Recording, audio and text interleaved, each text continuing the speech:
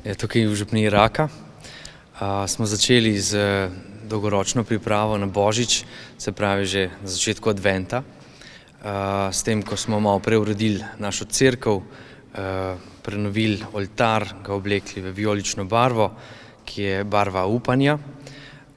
Sedaj pa, ko je pa bližnja priprava, smo pa danes postavili smreke, potem pride na vrsto lučke, jaslice in tako naprej. Vse tri smo danes v cerkvi postavili. Te dve, ki sta naravni, so dar Zavoda za gozdove Slovenije.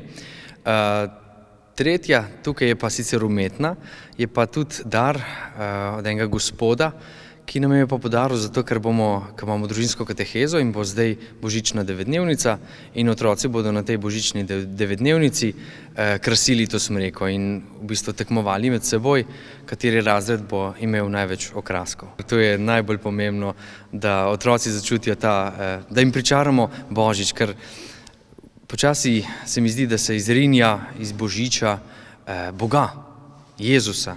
Ampak ta pripadnost cerkvi, pripadnost Kristusu in s tem, ko mi damo delček sebe cerkvi, Bogu na razpolago, znamo tudi bolj ceniti in postane naše. In to želim dati predvsem našim družinam, da izkusijo, da jim je cerkev blizu, da pripadamo, da je to naša identiteta, naša kultura, ki je tako zelo pomembna, da se zavedamo.